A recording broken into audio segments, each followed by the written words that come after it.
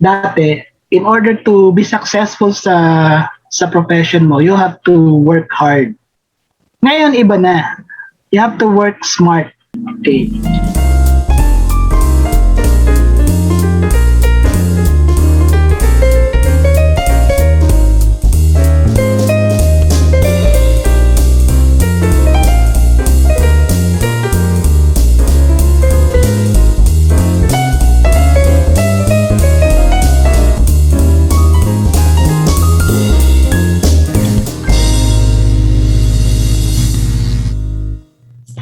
To our viewers, to our family who has always been supporting our podcast, and to our new viewers, welcome to the third episode of JAMTalks.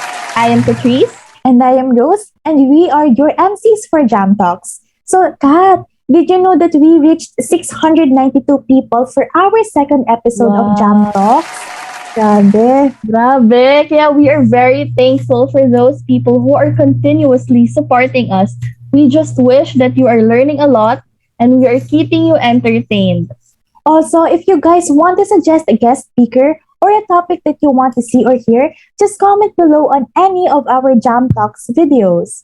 Yes, comment lang guys. And Rose, wag na natin siya pahintayin kasi handa na makikulit at makisama ang ating special MC.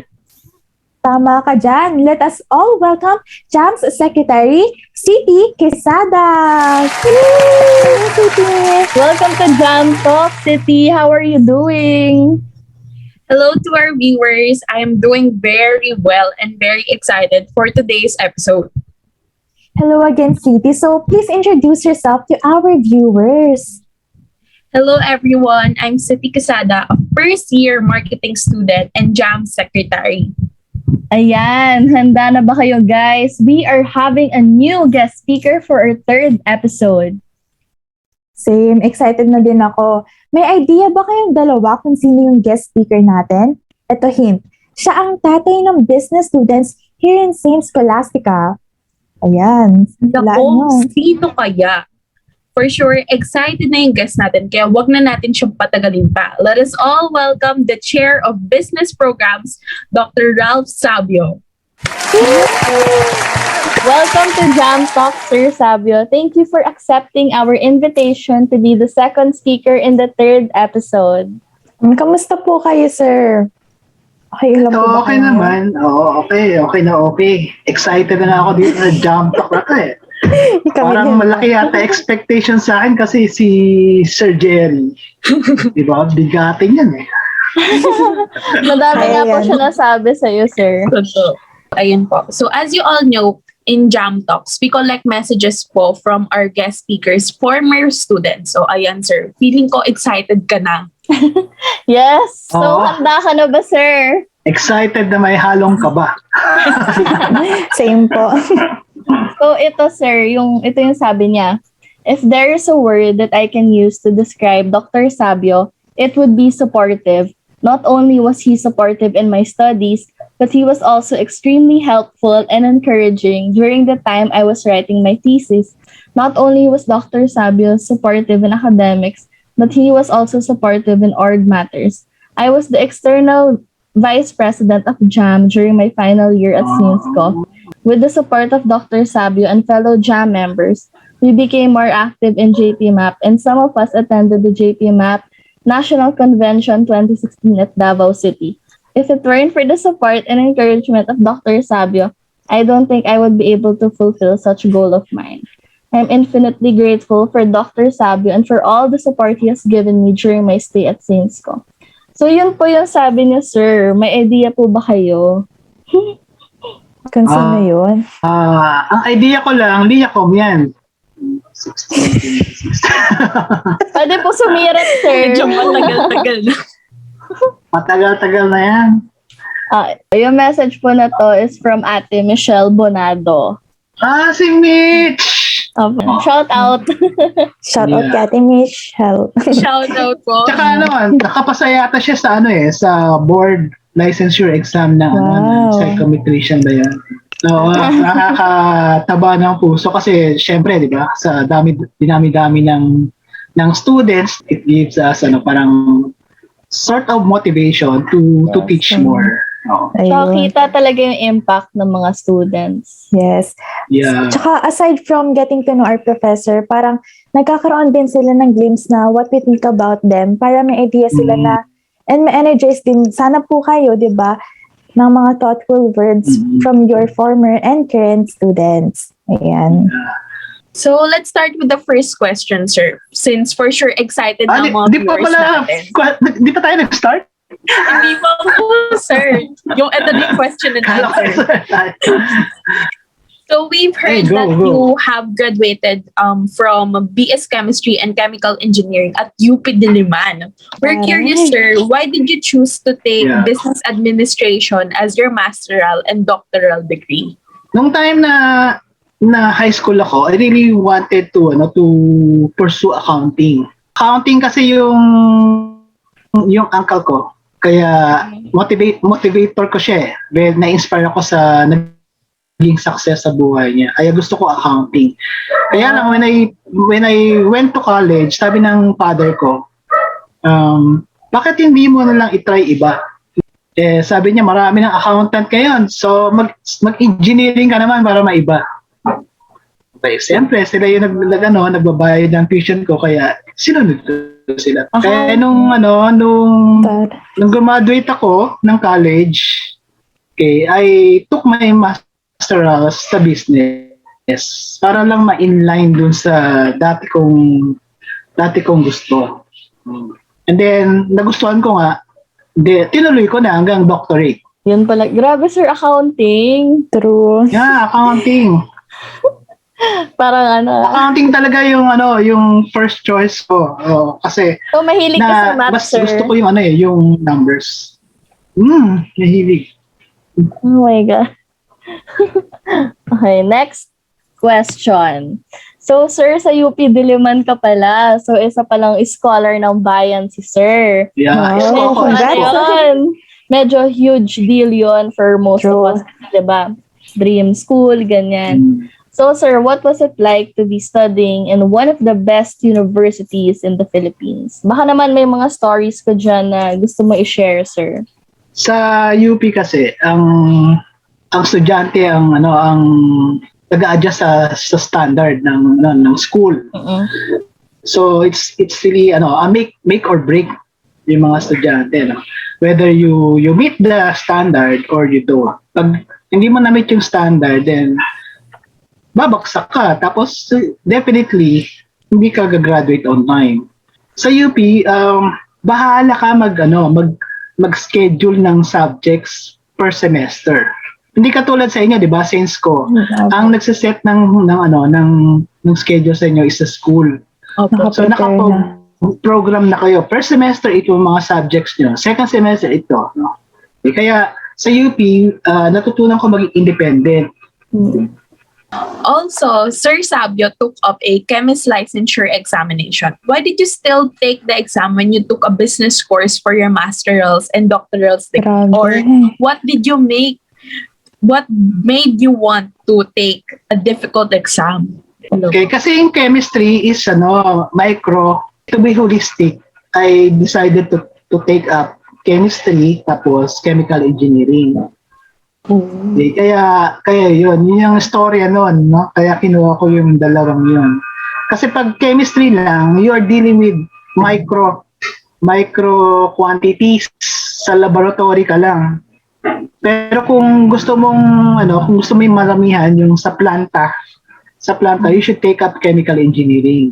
And also to satisfy my father's expectation. Kasi Siyempre, ayaw kong mapaya yung father ko, kaya pinursu ko yung dalawang courses na yun. Grabe.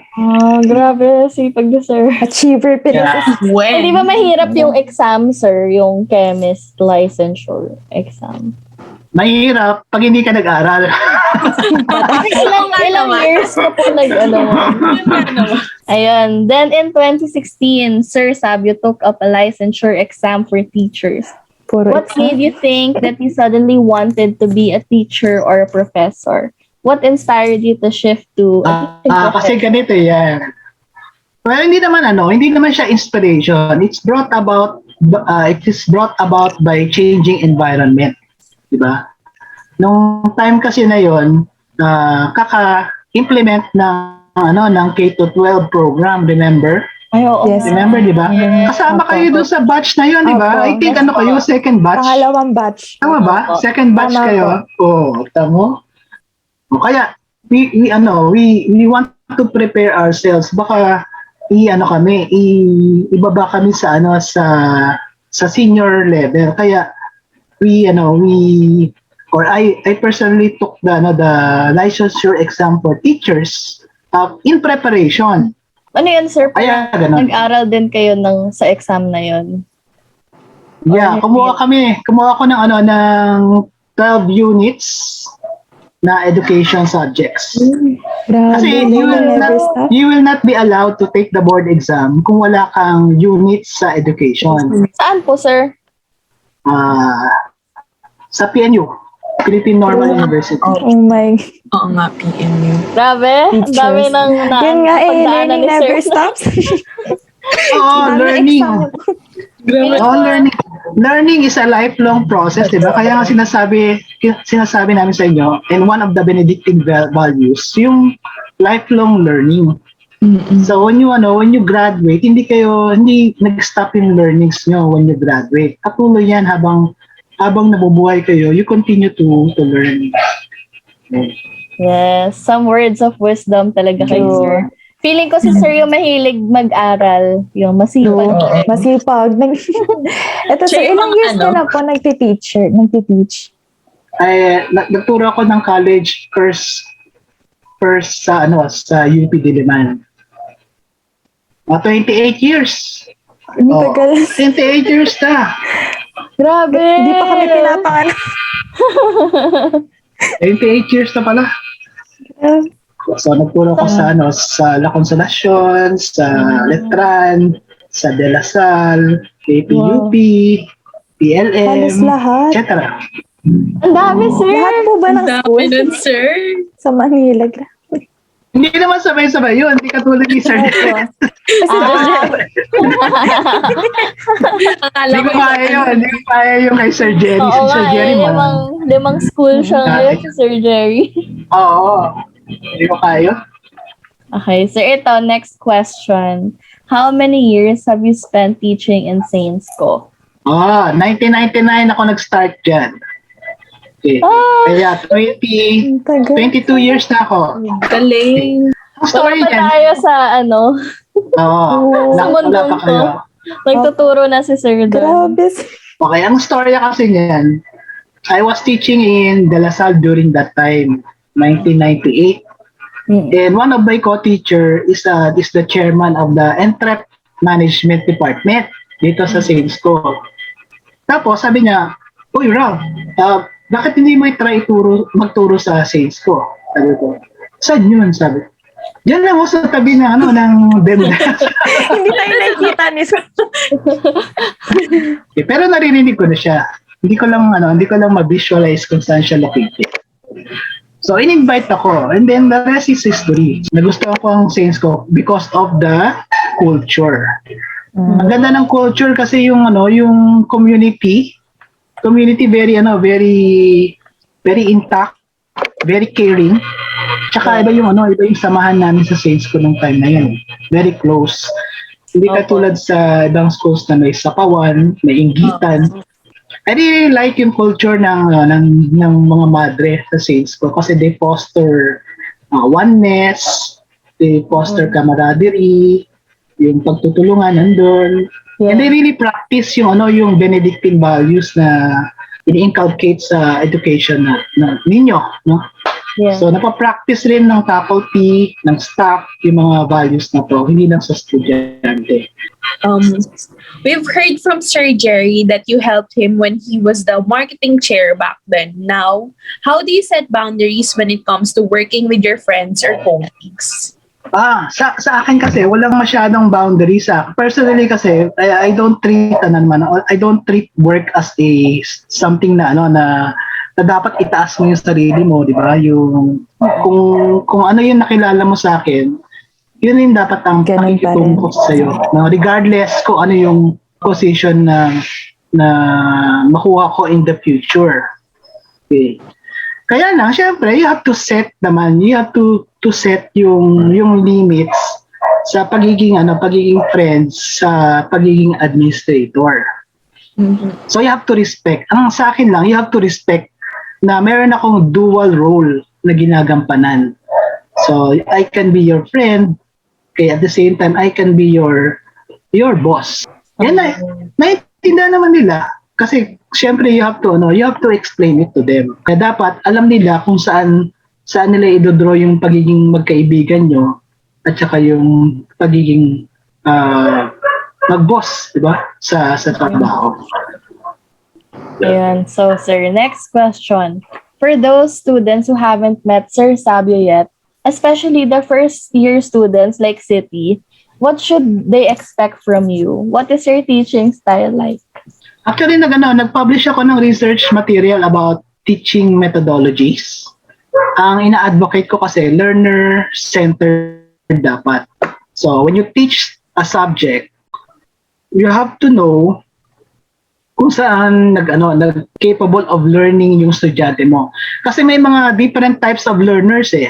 So, dapat malaman ng teacher kung ano yung type of learner na meron siya. So that he or she can address the needs of the student. Okay? May mga kanya-kanyang needs yung estudyante. Kaya kailangan i-balance mo rin naman, no? I-balance mo yung needs ng nakakarami. Kaya minsan, o madalas pala, I balance yung quantitative, computational and the conceptual part ng course. Okay, para ma-appreciate ng student. Okay, tapos I give the student the opportunity to express themselves through their report. No, hindi puro teacher, di ba? O kasi yung konsepto ng learning before, the teacher is the source of knowledge. Tapos yung estudyante, sila lang yung taga-tanggap ng knowledge na yun. Oo. Iba na ngayon kasi Gen Z na kayo eh. Nagbabago ang mga estudyante. Oo, totoo yun. Nagbabago ang mga estudyante sa bawat generation. And I think yung generation nyo is more than capable of just getting knowledge. Okay, meron din kayong capability to impart knowledge. So, yun ang dapat ma-recognize ng mga teachers na hindi sila dapat ang sole source ng knowledge dito sa teaching learning process sa school. Pero effective din yung napa-report tayo ni Sir. Handa ka na ba, City? Oo nga. Mga first year students dyan, ready na ba? Kaya ni City yan. Ito sir, for those first year student or for your current students, ano po yung ina-expect niyo sa kanila? Ano kaya? Ganun pa din. Kaya ng mga previous batch, mga tahimik, mga shy type. Pero pag tinanong mo naman, na lumalabas yung talent. No? Opo. Katulad nyo, kayong dalawa, ni Catrice siya ni Rose. Mukha kayong shy type, pero pag nagsalita na, hindi pala. Madaldal pala. Madaldal pala. Opo, para yung mga Saints ko students, very vocal, very outspoken. True. Yeah, tama. So, ang gagawin nyo lang is you practice how to interrelate with other people. Kasi yun yata yung dine-develop natin sa inyo na maging confident kayo. Kasi wala naman kayong pinagkaiba sa ibang mga estudyante, sa ibang school. Sa totoo lang kaya nyo rin yun. Kasi I know for a fact kasi nagturo ako sa ibang schools So alam ko yung mga nature ng mga estudyante from other schools also. And may mga strong points kayo actually na wala sa kanila. Wow. Thank you, sir. Hinilig naman. Alam niyo kung ano yung mga qualities na yun? Ano po? Number 1 is character. Character. Kasi kayo, value-laden kayo sa sales ko. Which is not very evident sa ibang schools. Okay, hindi katulad ng mga kulasa na you are steeped in values, kaya yung character nyo iba sa mga graduates. And meron nga akong nakausap na na CEO sa Philippine Airlines. Ito yung pamangkin ni Luciutan, ito yung head ng stewardship training, stewardship training sa Philippine Airlines. Wow. So nagkaroon kami ng talk. Tapos ang highlight ng talk na yun is that he prefers to hire Saints Co graduates. Sabi ko, bakit sir? Yeah? Bakit sir? Totoo to actual conversation na nangyari between me at saka yung CEO ng center. Kaya nung binigyan niya sa akin yung mga feedback na gano'n, syempre nakakataba ng puso, di ba? Kasi you're part of you're part of the learning of the student You are the ones molding the student to what he or she will become pag graduate nila. So, ayun po. I think most of us don't know that Sir Sabio wrote a lot of research papers. Sometimes nga pag nagsa-search ako sa internet, I would see your works in Google, sir. So this means madami ka na talagang na-research, na-publish na research. Ito yung tanong, sir, bakit po ang sipag nyo? True. Sana po all. Joke. What made you want to write and publish so many research papers? Like, what is your goal? Oo nga, sir. Ang dami. Bakit? Ang reason kasi niya is, number one, if you really want to improve your craft, you have to do research. Kasi through research, natututunan mo yung mga updates regarding your profession. Okay? Kasi pag walang research, you tend to be stagnant. So yung learnings mo nung una kang nagturo may not be appropriate anymore 10 years or 15 years forward. No? Kaya dapat nagre-research yung faculty. Okay, so it's one way of knowing kung quality yung school na yan o hindi. Through the research of the faculty. Kung marami silang research output. Grabe, sir. Hindi ka ba nade-drain, sir? True. Hindi naman. Hindi na. Parang Balancing na yan. Ngayon pa nga lang kinakabahan ako sa thesis natin. Same. Balancing lang yan tsaka time management. So, learning how to prioritize. Grabe, sana all masipag. So nakikita natin na pati teachers, di lang sila nagtuturo, pero May research din. Research. Grabe. Grabe. At saka sa marketing, malaki ang pera sa market research when you graduate. So you try to explore yung possibility na yun. Huwag yung ibabaliwalain yung contribution ng research. Malaki ang contribution sa business and research. Na-amaze ako kay sir. Next question. What do you think are the usual questions that the panel of judges ask to students regarding their thesis papers?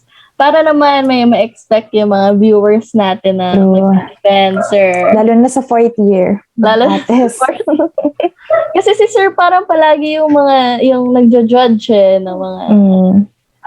You're putting me on the spot. Pero, sige, okay lang naman. Hindi, kahit sir, yung mga sample lang, yung mga, Yung common. Oo po. Okay, common questions. Number 1 is consistency. Consistency ng chapters 1, 2, 3, 4, and 5. So, dapat yung statement of the problem is consistent with the methodology, tapos yung methodology consistent with the discussion of results. Okay. May mga papers kasi na yung discussion sa result hindi consistent dun sa chapter 3 methodology ng paper. That's one area na titingnan nyo. Okay. Pangalawa is when it comes to conclusion, dapat consistent siya sa statement of the problem. So, kunyari, 3 yung statement of the problem nyo, dapat 3 rin yung conclusion nyo. Meron pa isa, yung pangatlong mistake nila sa paper nila yung recommendations. Now, when you do your recommendations sa thesis, you make sure na it is specific. Okay? At saka, it should address the findings of the study. So you have to be specific. Hindi lang sapat na sabihin mo na magpa-seminar ka, no, para ma-improve yung work performance. You have to be keen on details. Yun ang hinahanap ng panel kasi they want to see kung paano nyo i-apply yung mga concepts na natutunan nyo during your first 3 years sa major nyo. No? Yun ang Marami pa lang dapat natin, like, True. keep in Keep mind. in mind. Opo. Okay. Ito sir, yung mga natanong din namin kay Sir Jerry before, kung ano yung favorite food niya na dinadala ng mga students Panel, sa opo. Defense Day. Ano kaya sa'yo, sir? Ay, yung sagot niya, sir, polvoron. Alam mo bakit, sir?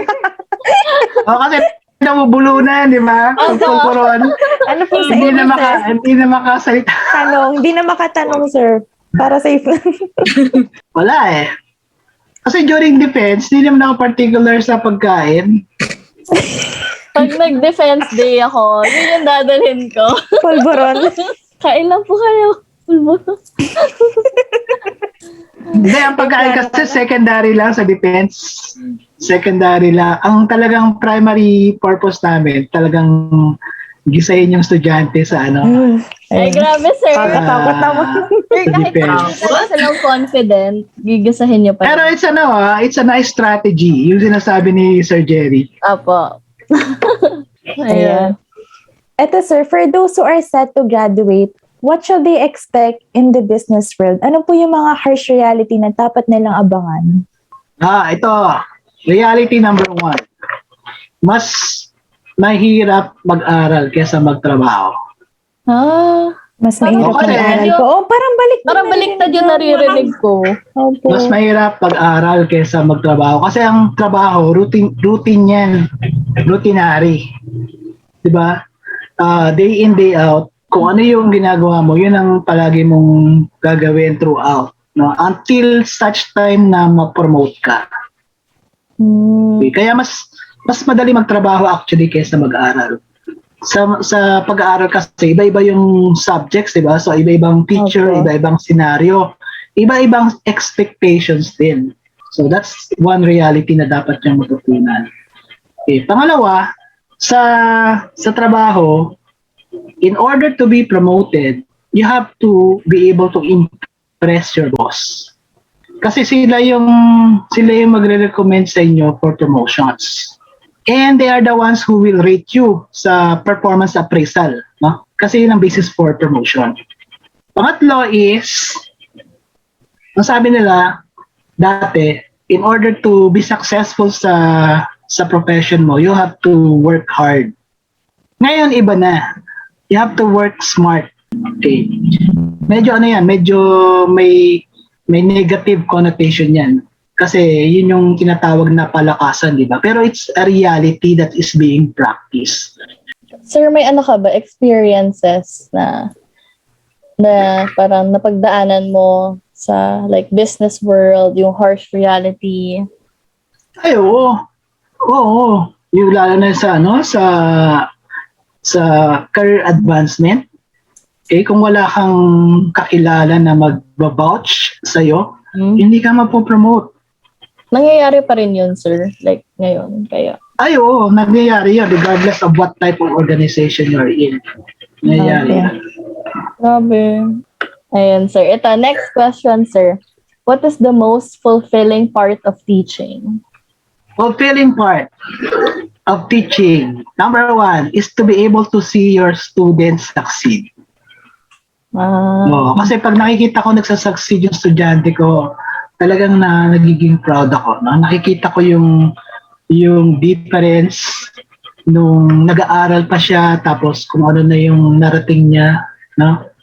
Tapos bumabalik siya, no? Mas maganda kung bumabalik yung mga estudyante, tapos nag-pay homage sa school, sa faculty, na naging instrument sa kanyang success. Yun, nakakataba ng puso. Yun din yung sagot ni Sir Jerry na yung student. Success. Pag nakikitang successful. And ito po sir, next question. With all of your successes and bago niyo po makamit kung nasan kayo, what are your biggest challenges po or your regrets na na-encounter niyo po? Sa regrets naman area, wala naman. Kasi, di ba, we are the ones who decide for our future, Yes. di ba? Yes. Walang regrets. The challenge is yung mga student na mahirap sumabay sa ibang mga student. Kasi syempre, as a teacher, you want all your students to improve, di ba? Opo. Yes. Sir, what is your greatest achievement or accomplishment? Greatest achievement, yun nga, is to see my students succeed. Kaya yung mga mayor na estudyante ko, pag bumabalik sila sa school, like Catrice na din, talagang natitiri-eyed ako pag nakikita ko sila kasi nakikita ko yung success nila na overflowing, no? Tapos, naging humble pa sila. And they recognize you for the efforts that you did to them para maging successful sila. Kaya, yun ang talaga yung greatest achievement ko na makita yung estudyante ko na successful. Grabe, no. Actually, sir, nung nag-collect ako ng messages, parang, yung mga words nila sa'yo, parang hindi lang yung, ay, ganyan supportive si sir. May talaga sila, like, certain memory na nakapag-impact sa kanila. Oo nga, ang tawag nila nga sa akin, tatay o daddy Ralph. Dumami anak mo, sir. So, yan. Ito, sir, next question. What is one message or legacy that you want to leave to your students? Yung pagiging open-minded. Tsaka be open to change. So wag na isasarado yung utak nyo sa lahat ng bagay. Be open about it. Malay nyo, di ba? Pag may idea na nag-present sa inyo, malay nyo makatulong sa inyo. No? Yung iba kasi, pag nakita ng isang idea o isang concept na taliwas dun sa paniniwala nila, minsan sinasarado na agad nila yung pag-iisip nila doon sa bagay na yun. So very counterproductive. Okay, so don't judge. Don't judge. So don't judge. Okay. Tingnan niyo muna, no, if it's really good or not before you make your decision. And then be appreciative. Be appreciative of your talents and limitations. So, kasi pag hindi nyo na-appreciate yung limitations nyo and talents nyo, madidepress lang kayo kasi sasabihin nyo sa sarili nyo, ba't di ko kayang gawin ito, yung ginawa niya, bakit yun? Okay, so remember na lahat tayo, we have our unique capabilities. Hindi naman tayo pare-parehas, di ba? So we have different talents. We have different strengths and capabilities. Kaya dapat ma-recognize natin yun. No? Ayan, keep in mind sa inyo mga viewers natin. So we have one more message from Sir Sabio's former student. Ito po ang sabi niya. If there's any words that would best describe Doc Sabs na tumatak sa akin during our time, siguro it's his fatherly love sa amin. It's what allowed us to achieve yung sunod-sunod na awards ng org natin. And nakita ko yung difference niya sa ibang prof namin before na sobrang natural sa kanya and very passionate siya sa kanyang career. Si Sir Sabs kasi sobrang motivating niyang tao and what we really admire is yung vision niya, not just for the org, para din sa mga students niya that really made an impact sa akin na dala-dala namin hanggang ngayon. Different paths man kami ng aking batch. So, these are very thoughtful words po. Actually, same batch lang siya with Ate Michelle. May clue ka ba, sir, kung sino? Baka naiiyak na si sir. Hirap nito. Walang clue. Wala, no idea. Baka president. Sir? Si Ate Lance, Kimberly Atienza. Si Lance. So, Lance. Naiiyak na si sir. Ano po nasasabi niyo? Ay, alam niyo si Lance, very successful na yan sa USANA. Sa business niya. Wow. Yan. Wow. Congrats. Shout out. Shout out. So, unfortunately, doon na po nagtatapos ng ating podcast. I hope nag-enjoy ka, sir, and I hope our viewers also enjoyed. So, on behalf of JAMPO, we would like to thank you for accepting our invitation and making time for us. Yes, pinakita talaga ni Sir Sabio na siya ay ang ating second father, especially to the business students. From the messages pa lang, and ngayon na mas nakilala na natin si Sir. He is a very dedicated and a sensational professor. I am sure our viewers were able to learn from you kasi kami po ang dami naming napulot. Yes, Ang galing. thank you for the insights and all the knowledge that you were able to give. Although, we have to say goodbye na to sir. Once again, the chair of business programs and ang tatay ng mga business students, and of course, JAM's moderator, Dr. Ralph Sabio. Thank you and have a good evening, sir. Yeah. Thank you, Sir. Thank you. Thank you, sir. Yeah. Ayan, mas nakilala natin si Sir, and I hope our viewers were able to take tips and take notes.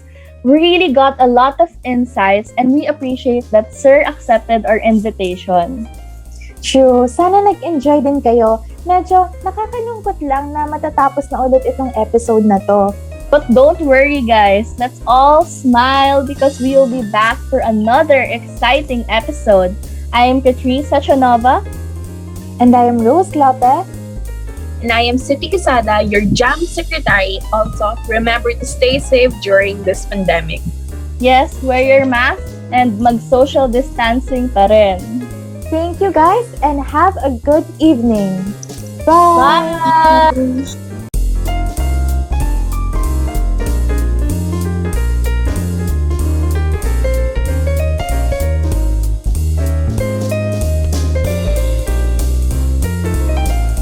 If you guys have any suggestions on who we should guest next, or if you have a particular topic for our next podcast, please leave comments on our Facebook page, YouTube channel, or directly send us a message. Thank you!